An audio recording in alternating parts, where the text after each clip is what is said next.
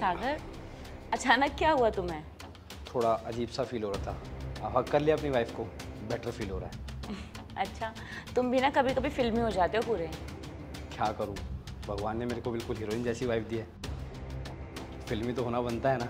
अच्छा चलो, मैं अब निकल रही हूँ, काफ़ी लेट हो गया ऑलरेडी। ध्यान रखना अपना, जाओ। बाय। अब पता लगेगा कि किसके साथ मिलकर मुझे धोखा दे रही है। जीपीएस फिट कर दिया है, अब इसकी लोकेशन ट्रैक कर कर इसका पीछा करके पता लगाऊंगा कि इसका आखिरकार चक्कर चल किसके साथ रहा है।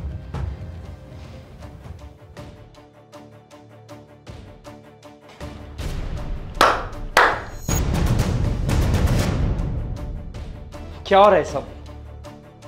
सागर, तुम यहाँ? मैंने तुम्हें बताया था ना कि मैं एक ऑफिस की मीटिंग की वजह से आई हूँ, तो इसलिए बस यहाँ मीटिंग चल रही थी। क्या बोला? मीटिंग? अरे मीटिंग चल रही है क्या? किसी गैर मर्द के साथ रूम में बैठकर तुम्हें मीटिंग कर रही हो? सागर प्लीज मेरी बात तो सुनो, मैं तुम्हें सब कुछ एक्सप्लेन कर सकती हूँ, प्लीज। स्वरा, क्या है ये सब? इतना बड़ा धोखा तुम्हारा हस्बैंड है और तुमने मुझे बताया तक नहीं। आज के बाद अपनी शक्ल मत दिखाना। अरे ओए बस कर। और तुझे थोड़ी बहुत भी शर्म नहीं आई? एक शादीशुदा लड़की के साथ चक्कर चला रहा है, उसका घर बर्बाद कर रहा है, अपना तो कर ही रहा है। अगर अभी भी थोड़ी बहुत शर्म बची हो ना, निकल जा यहां से, निकल। सागर प्लीज मुझे माफ कर दो, मुझसे गलती हो गई। मैं जानती हूँ मुझे ऐसा नहीं करना चाहिए था।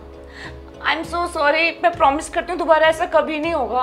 मैं बस घर को लेकर थोड़ी परेशान थी, बच्चों को लेकर, तुमको लेकर, लाइफ से फ्रस्ट्रेट हो गई थी। सागर आई एम सो सॉरी। सागर लेकिन तुम यहाँ तक कैसे आए? तुम्हें कैसे पता चला कि मैं यहाँ पर हूँ? मुझे कैसे पता चला?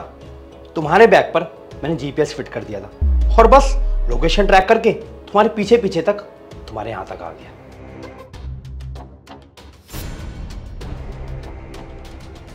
तुम मुझे इतने दिन से पागल बना रही हो। अरे बेवकूफ समझा क्या मेरे को कि तुम कुछ भी करोगी और मैं मान लूंगा? सोरा ऐसा कुछ भी नहीं है। और हाँ, अब मेरे सामने ना एक्सक्यूज वगैरह बनाने की जरूरत नहीं है कि मेरी मीटिंग थी या मैं वहां गई थी, यहाँ गई थी। और मैंने अपनी आंखों से सब कुछ देख लिया है कि किसी रूम में एक लड़के के साथ तुम क्या कर रही थी। सागर ये सब क्या है? तुम मेरा पीछा करने लगे, नजर रखने लगे मुझ पर। अरे पीछा ना करूं तो और क्या करूं?